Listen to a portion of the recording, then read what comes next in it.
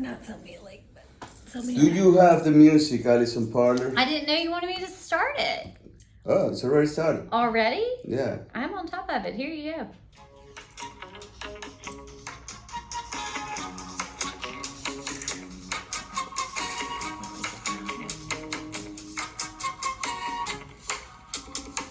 Welcome, Allison. Thank you, Carlos.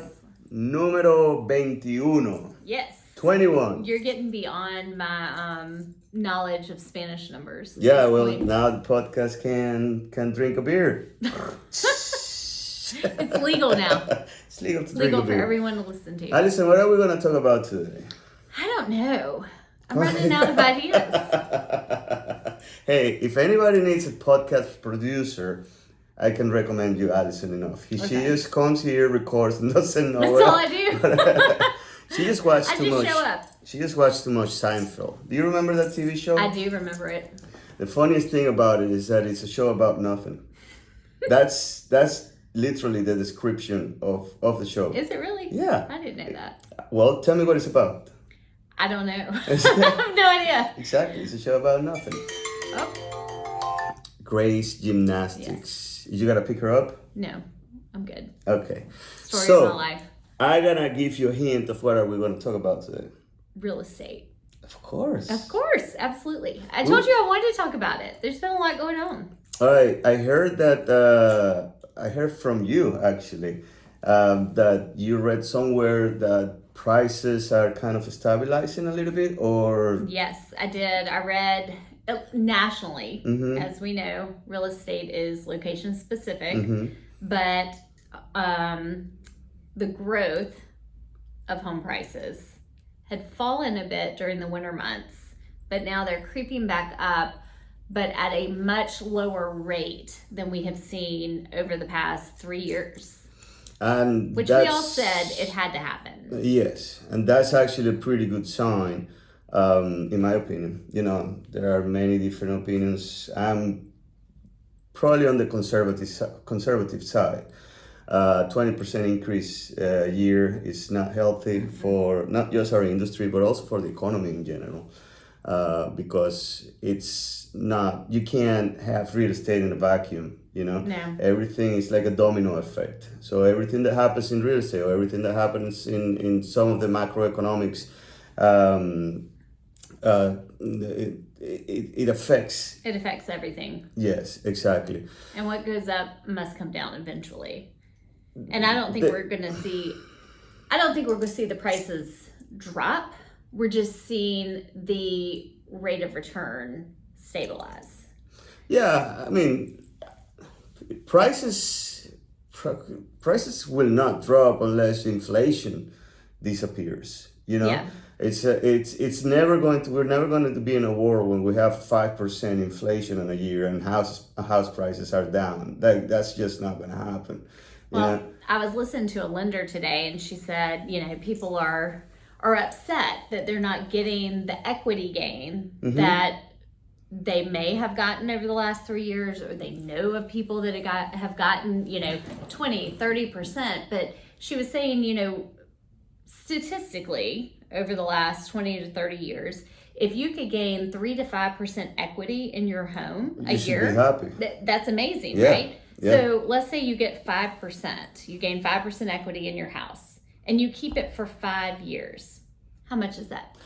Well, that's another. Remember, the 5% is compounding, so it's not just a 5% on a one year, Right. And at the end of the day, listen, there is one big, huge mistake on that approach, and is you cannot consider your personal home an investment.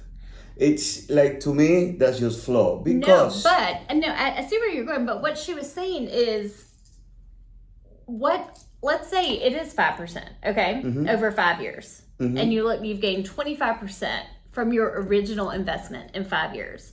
What else are you going to invest in that you can get that rate of return? I mean, that's pretty good. And again, like, you are talking about your primary residence as an investment, and that should never be the case, because, to be honest with you, I mean, how much money do you put in there that you're actually getting out? You're not, you know? Well, when you go to sell it. Well, you're going to sell it, but you need a place to live. What are the other options? Are you going to rent? If you can actually buy, if you're in a situation when you can buy. Most people aren't going to. Yeah. It's the American economy is built in a way that it's easier compared to other countries to buy a house, to buy your primary residence. Unless you're in Japan. We did learn that from our fellow Remax agent in Japan. It's much cheaper and easier to buy a house there. But there's other problems that create that situation. Yes, like I was reading that one of the main reasons was because the population is decreasing over there. Increasing? Decreasing. Decreasing. Yeah. They're losing Japanese people in Japan. So okay, so back to you don't. I disagree with you here. Mm-hmm. I do. Well, because I feel like a primary residence is still an investment because I look at it as an investment is something that you can get money. You're putting your money in the hopes that you're going to get more money out of it than you originally put into it. But what happens if it doesn't? Well, if it doesn't, you're better off than you were had you been paying rent the whole Correct. time. I mean, you're still building equity in it, right? Correct. But that building equity is based on what's around the economy, right? Yes, absolutely. You still building memories. You still building memories. Oh, still, look at you being sentimental. It's your house, you know. It's your house. It's your home. It's your picture. You have to be proud of it. You know, like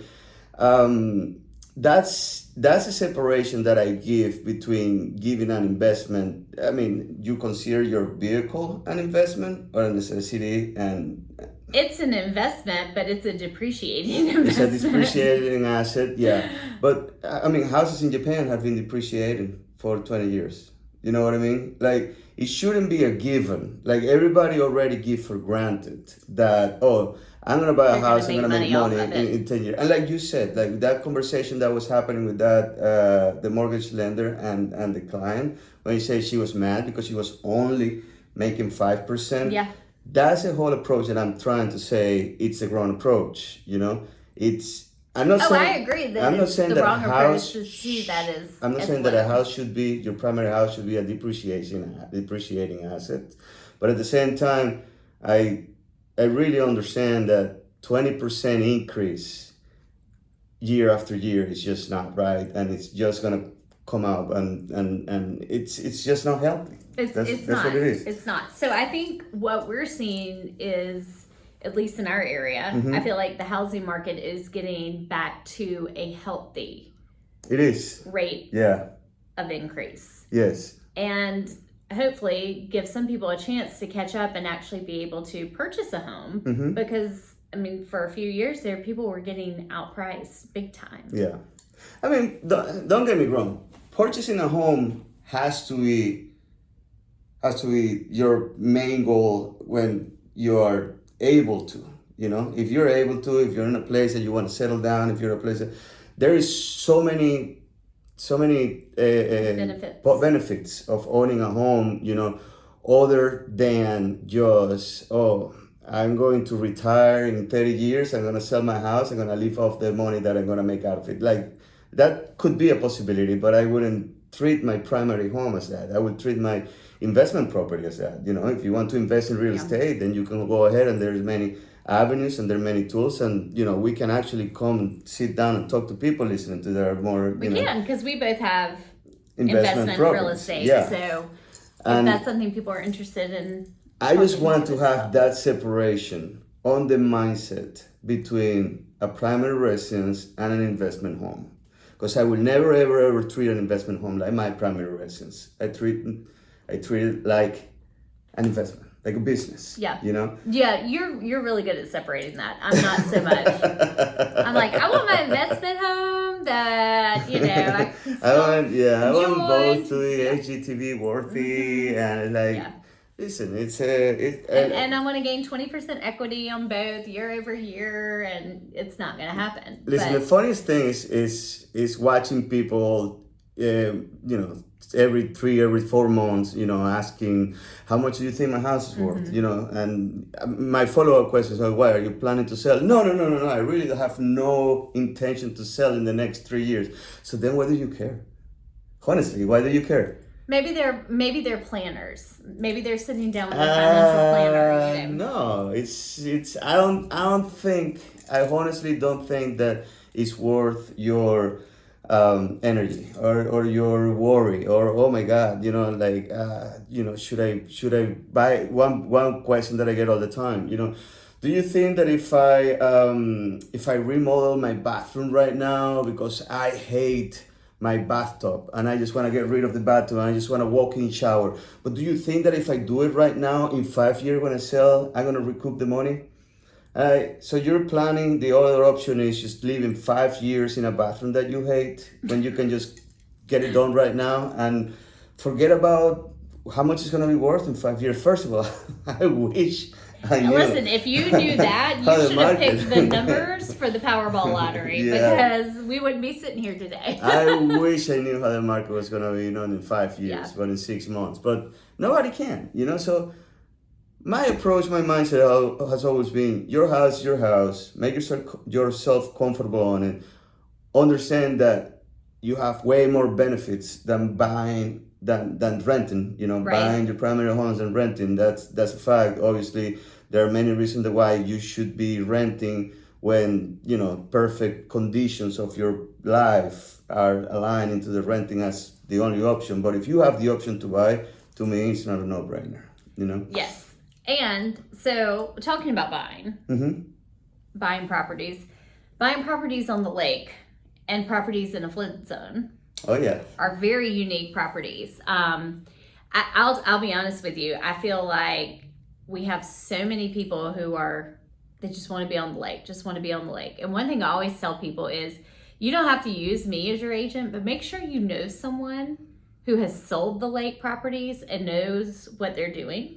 Why they don't have to use you as an agent? Well, if I were buying a house, I would totally hire you. I think they should. They should. But if they don't, they need to at least hire somebody who knows what they're doing, because that can get you in a lot of trouble, because the lake properties are so unique. As well as there are other properties that are unique. But what I'm talking about is with the flood zones. You know what's funny? Like, one of the things that I always had when I started this, how many things can go wrong? Just probably a handful. Then, An infinite number of things can go wrong. Then you go next year and it's like, maybe just not a handful, maybe a dozen of things can go wrong. And then, the next year, and the more and more you do this, and the more and more you much see higher things, than I can count in Spanish. I can tell you that. Yeah, you started to realize how many things can go wrong if you don't take the appropriate steps from the beginning.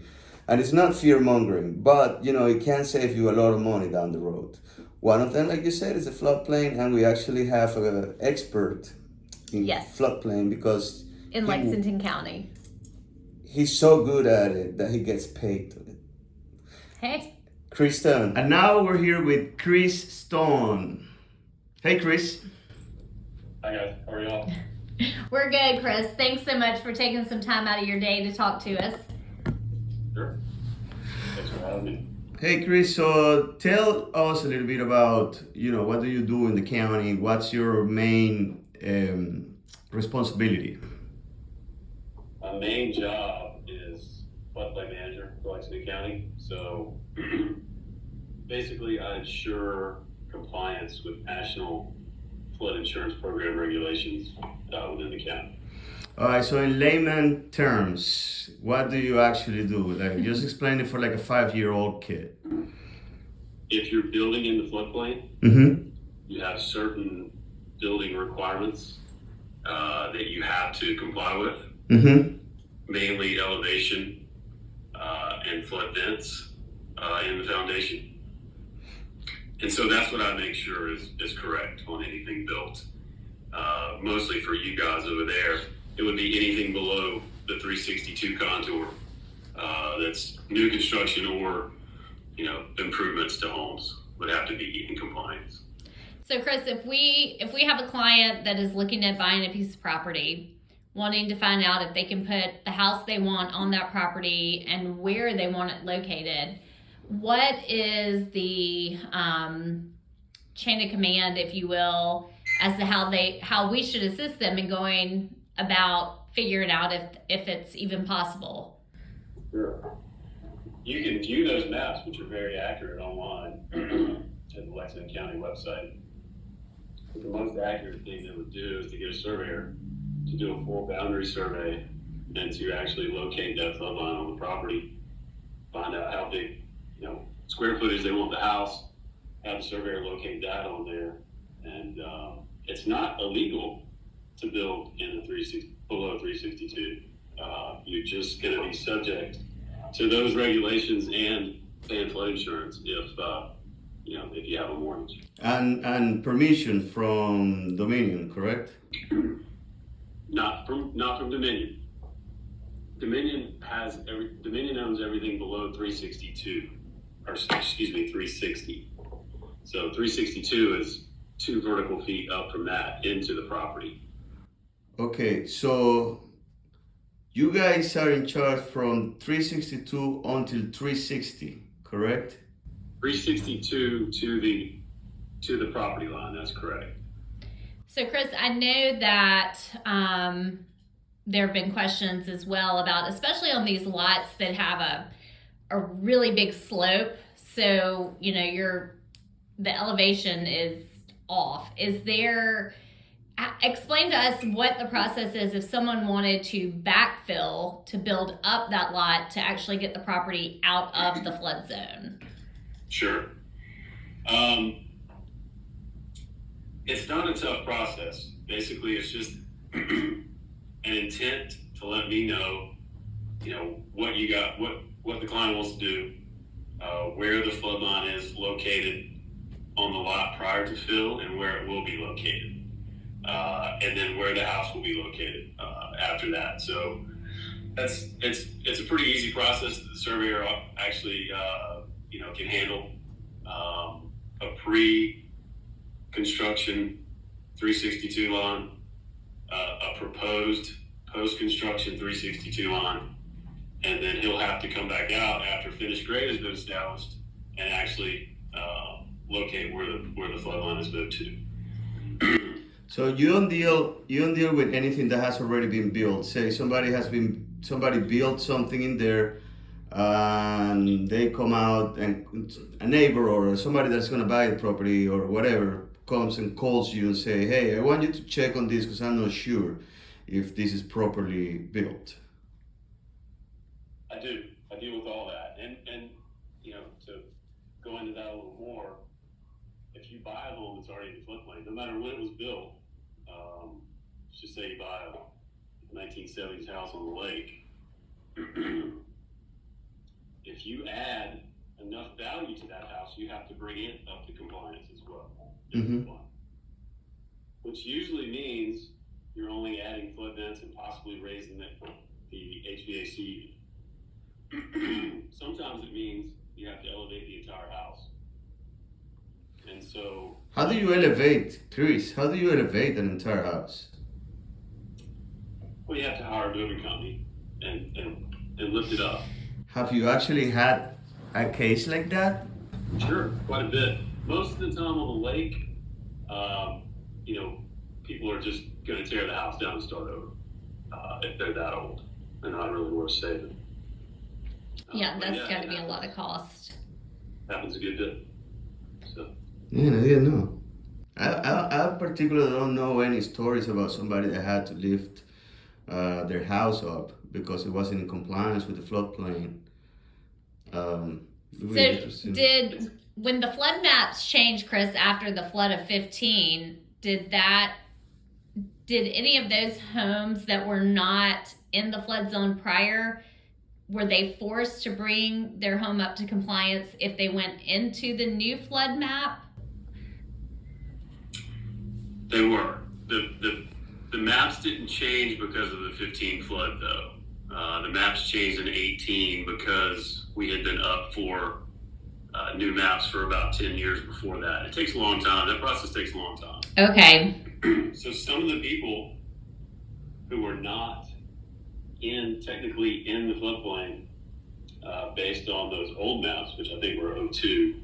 A lot of that was because it was based on really old topography, like 1970s, early 80s topography. So when we got the 18 maps, these were based on some very accurate topography lines. So basically what you see on those maps is really, really close to where it's going to be. Okay.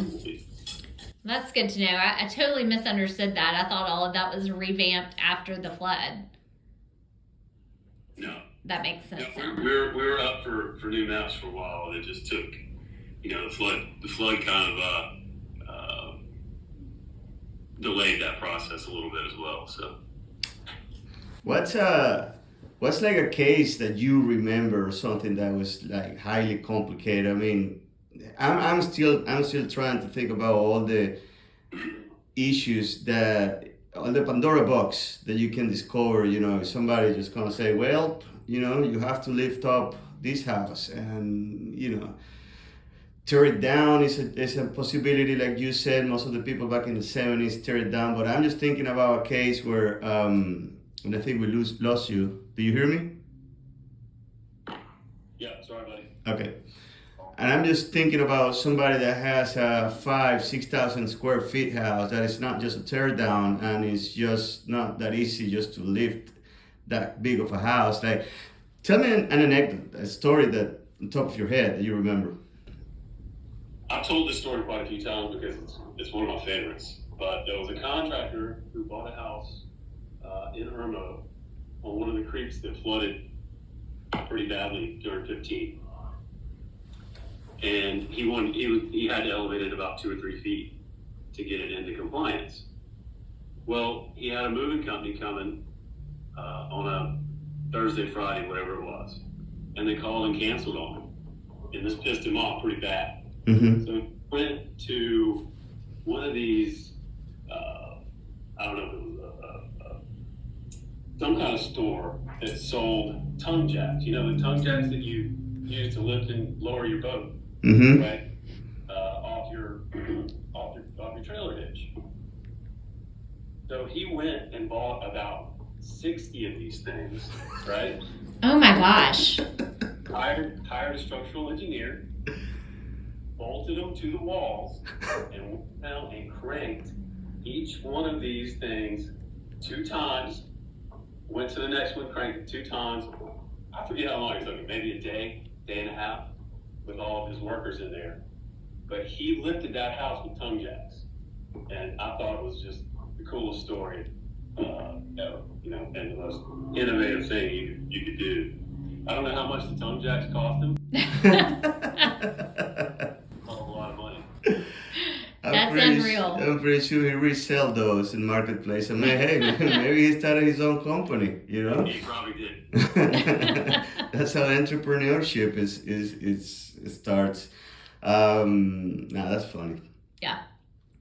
Cool. Well, I know that you're busy. I know that we have limited time with you, Chris. We do appreciate you staying here with us. Anything that you want to add? Any questions? Maybe just give me a little more notice next time. What? I could probably trim the beard up a little bit, maybe. Man, you look handsome, man. I don't know what you're talking about. You look great, Chris.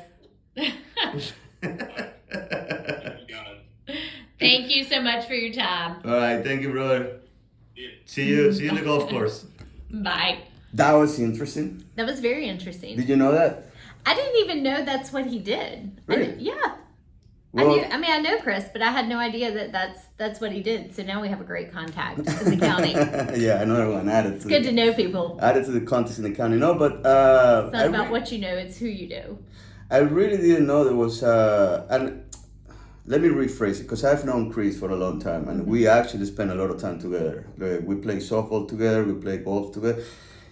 He was right. He was the one that introduced me to play golf. Really? Yeah. Okay. He was like, let's go and play golf. And I'm like, man, I suck. I never play. Come on, it'll be fun. And I got hooked on that first time. So thank you, Chris. I know you're listening. But yeah, I wasn't really like you know, like I knew he worked on that, but I really never kind of like put two and two together of what has to happen on a new construction, on a new addition in order to get that permit if you are in a floodplain. Yes. Does that make sense? Yeah, that does make sense. So have you ever had the need? Yes, I have. So actually, I have a client who is looking to build on the lake, and we've really been having to look at different lots on a case-by-case basis. And that's always the question, you know, when you're showing property is, what can I build here? Yeah. And where is it going to go? Yeah. And that's, I think I said this before we interviewed Chris, like, you've got to know the lake property, but you also have to know the right people to call, because we're not experts on everything. And we're also not the ones who can give approval on whether someone can alter a piece of property, like we were talking about with backfilling, you know, on the lake to get out of the flood zone. So now we know who to call to get that approval. Chris is going to be getting a lot of phone calls. He's going to be getting a lot of phone calls. He's going to go, man, should have never told her that's what I do. Allison, so I heard that you're going back to the beach. I am going back to the beach. So, okay, well, I'm going to make you promise right here in front of everybody that we are going to record an episode from the beach. We can do that. Where are you going? What beach are you going to? I'm going to Holden Beach, North Carolina. So that's the great thing about living in Chapin. Go ahead. You are a day trip away from the beach, a day trip away from the mountains. We bought where we did because it's 3.5 hours away. Okay. So we can go there just for a weekend or longer. We knew that if we purchased somewhere further, it was just going to be too far of a drive that, you know, we wouldn't want to commit to going for 2 nights or whatnot. So you're going to be 3.5 hours away, and you're going to be staying there for a week. I don't know. We're going to play it by ear. Well, I'm going to give you homework while you're there. You got to find somebody interesting in there, and you got to bring it to our podcast, and we're going to record it. You are going to be on the beach. I won't. I will be here working. So what I can tell you about the beach that we go to, the island, the entire thing is in a floodplain. The whole thing. There's nothing you can do to get out of the floodplain. So you're going to call Chris? I'm going to have to call Chris. Yes. Yeah. No, that's I need some ocean. I really do. I think I'm gonna be going to the beach this weekend. Hopefully. Charleston? Charleston. No, I learned. You know, now every time I say Charleston, I think of wow, that Charleston. Was really good. Yeah, for some reason, I mean Charleston. Charleston, you're sounding more like me now, Carlos. You've been hanging out with me too long. I don't know if that's a good thing or a bad thing. So, what beach are you going to? Probably somewhere between Foley and what's the other? Isle of Palms. Isle of Palms. Isle of Palms. Okay, so you have Folly, you have Isle of Palms, and you have Sullivan's Island. Yeah, so I haven't made a decision yet. I love Folly Beach. That's one that I really like. I also like Isle of Palms, and Sullivan is fine, I guess. Which one is your favorite from those 3? Sullivan's is my favorite. Why? Because it's just like family oriented and like chill. It's not that developed. And when I lived down in Charleston, when I lived on Mount Pleasant, actually, that's where we would go with Sullivan's. And they had the coolest like restaurants, you know, just not chain restaurants. Yeah. You know, just a little hole in the Folly wall. Beach doesn't have chain restaurants. No, either. it doesn't. Like what I like is that it has a like more surf energy and touristy. You should go dance on the pier at Folly. They have live music and shag dancing. I've been around. I'm sure you have. They need to put some salsa in there though. Hey, they might can play salsa for you. Hey, I don't know. You might can get Dave's band to come. Yeah, that's right. I'm gonna touch base with him and let him know that I'm gonna be there on Saturday night. See what happens. I'll send you a postcard. Send me a postcard, yeah. Anyway, that's it for today. I think we had a pretty good show. We had some information out for the people. We are hoping to see that beach episode coming up next. Are you gonna shoot it in a bathing suit? No. I have my limitations on what I will do in front of a camera. Yeah, that'll be a different show. Anyway, thank you so much for listening. Subscribe if you haven't subscribed, and see you next week. Bye. Bye.